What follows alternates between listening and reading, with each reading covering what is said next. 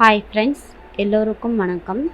இன்றைக்கி நம்ம பார்க்க போகிற கதை ஆடம்பர அம்மாவின் வாழ்க்கையை புரிய வைத்த மகள். வாங்க கதைக்குள்ளே போகலாம்.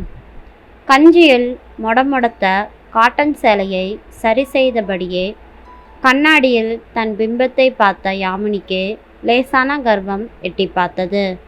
48 வயதிலும் இத்தனை இளமையான தோற்றத்தை நடிகைகள் கூட பெற்றிருக்க முடியாது. நல்ல உயரம், சிற்பம் போன்ற உடல்வாகு, சாயம் பூசாத தலைமுடி, புகழ்பெற்ற கல்லூரியின் துணை முதல்வர் பதவி, நகரத்தின் மையத்தில் பெரிய வீடு, வாசலில் எப்பொழுதும் 2 கார்கள். உண்மையிலேயே கொடுத்து வைத்தவள்தான் யாமினி. வளைகுடா நாட்டில் அதிக சம்பளத்தில் வேலையில் இருந்தான் அவளின் கணவன்.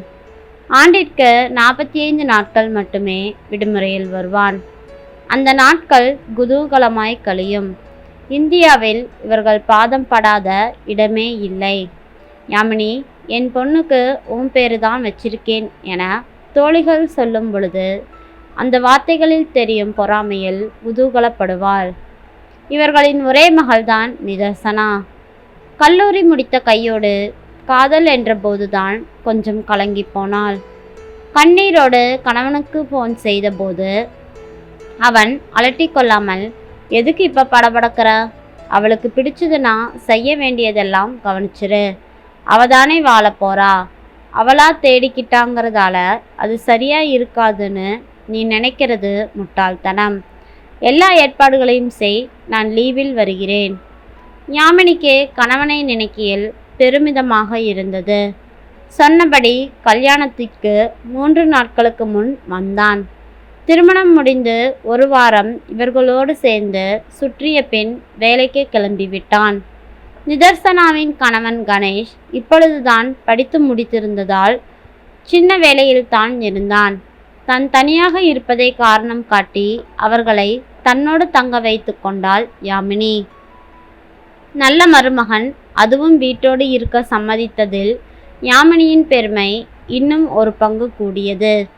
அம்மா, அவருக்கு இன்னைக்கு தான் முதல் மாத சம்பளம். நாம் ஒரு ஹோட்டலுக்கு போய் சாப்பிட்டு வரலாமே என அம்மாவிடம் கொஞ்சினாள் நிதர்சனா. மூவரும் கிளம்பி ஹோட்டலுக்கு வந்த பொழுது யாமினியின் முகம் அதிருப்தியில் நெளிந்தது. என்ன நிதர்சனா, இந்த ஹோட்டலுக்கு போய் கூட்டிகிட்டு வந்திருக்கிறாரு உன் புருஷன்? இது ஏதோ நல்ல ஹோட்டல்னு தெரிஞ்சாலும் நம்ம அட்மாஸ்பியருக்கு இதெல்லாம் சரிப்பட்டு வராது. நிதர்சனாவின் முகம் ஒரு நொடியில் மாறி பின் மீண்டது. அம்மா, பழக்கங்கிறது இடையில வர்றது தான். எனக்கு அது நிரந்தரம் கிடையாது. இதுதான் நிரந்தரம். என் வீட்டுக்காரர் வருமானத்துக்குள்ள நான் செலவு செய்ய பழகிக்கணும். இல்லாட்டி என் சந்தோஷத்துக்கு வேண்டி அவரை எங்கேயாச்சும் அடமான வைக்க வேண்டியதாகி விடும் என்றாள் வெடுக்கென்று. உடனே யாமினியின் ஈகோவில் கீறல் போட்டது. இதுக்குத்தான் உன்னை வசதியான இடத்துல நான் கட்டி கொடுக்க ஆசைப்பட்டேன். நீ கேட்டியா என்று அவர்கள் வாதம் துவங்கும் முன் கணேஷ் வரவும் அவர்களின் பேச்சு தடைபட்டது. பார்த்து பார்த்து ஆர்டர் செய்தான் கணேஷ். நிதர்சனா அடம் பிடித்தும் ஐஸ்கிரீம் மட்டும் வாங்கித்தர மறுத்துவிட்டான்.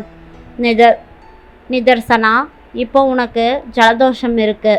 இதோட ஐஸ்கிரீம் சாப்பிட்டு வெளியில் போனால் இந்த கிளைமேட்டுக்கு ஒத்துக்காது. ஜலதோஷம் போனதும் நான் உனக்கு எல்லாமே வாங்கி தருகிறேன் என ஹாலில் பேச்சு கேட்கவே பெட்ரூமை விட்டு வெளியில் வந்து எட்டி பார்த்தாள் யாமினி. கிச்சனில் ஏதோ செய்தபடி இருந்தான் கணேஷ். இந்த நேரத்தில் மாப்பிள்ளை என்ன செய்கிறீங்க என யாமினியின் குரல் கேட்டு திரும்பி பார்த்த கணேஷின் முகத்தில் அசடு வழிந்தது. அது ஒன்றுமில்லைங்க ஆன்ட்டி, சும்மாதான். நிதர்சனாவுக்கு நாளைக்கு செமினார், அவளுக்கு காஃபி போடலாமேன்னு வந்தேன் என்றான்.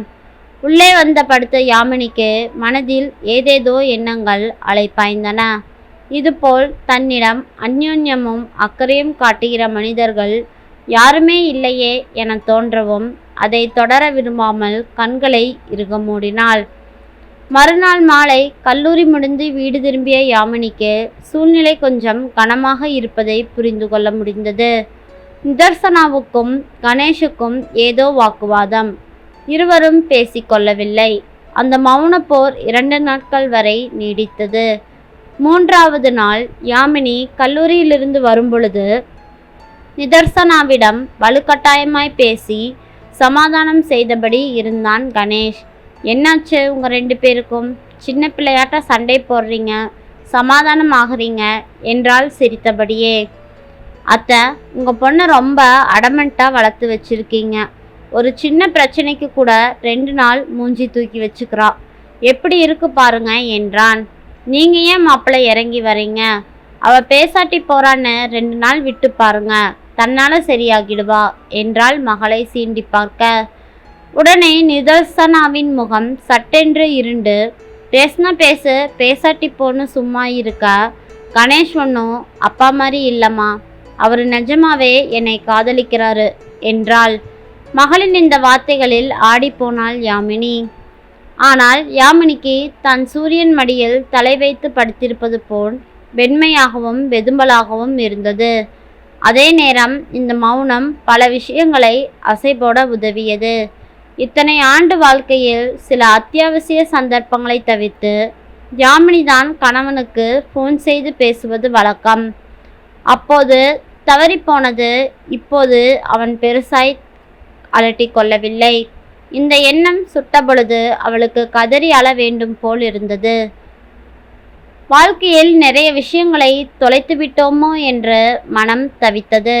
மொட்டை மாடியில் போடப்பட்டிருந்த நாட்காலியில் தளர்வாய் அமர்ந்தாள் யாமினி. ஏமா டல்லா இருக்கீங்க? காலேஜில் எதுவும் பிரச்சனையா? நிதர்சனா, நீ சொன்னது நிஜம்தான். நான் உங்கள் அப்பாவுக்கு 15 நாளாக ஃபோன் செய்யலை. அவரும் நீ ஏன் செய்யலைன்னு ஒரு வார்த்தை கூட கேட்கல என்றாள். என்ன பதில் சொல்வது என்றறியாமல் அமைதியாகவே நின்றாள் நிதர்சனா. இப்போதுதான் எனக்கு ஒரு விஷயம் புரியுது. வருஷத்துக்கு ஒரு முறை வந்து போக புருஷன் என்ன சம்மரா வின்டரா? முதலா இவர் வெளிநாட்டுக்கு போகணும்னு சொன்ன பொழுது அதை எதிர்த்தது எங்கள் அம்மாதான். வசதி வரும், ஆனால் வாழ்க்கை போயிடும் மாப்பிள்ளைன்னு அவங்க சொன்ன வார்த்தையோட பொருள் இப்போதான் எனக்கு புரியுது. பணம் அனுப்புறதோட தன் கடமை முடிஞ்சதுன்னு உங்கள் அப்பா நினைக்கிறார் போல. குடும்பத்து மேலே அவருக்கு பாசமே இல்லை. அம்மாவின் முகத்தையே ஆழமாய் பார்த்த நிதர்சனா, எனக்கு புரியுதுமா, அதனால தான் கணேஷுக்கு வந்த வாய்ப்புகளை எல்லாம் நான் மறுத்தேன். அப்போ நீங்கள் உட்பட எல்லோருமே என்னை பைத்தியக்காரி மாதிரி பார்த்தீங்க. சிட்டியில் ஒரு நல்ல வீடு வாங்கிட்டா போதுங்கிற தேவையோடு மட்டும்தான் வெளிநாடு போனார் அப்பா.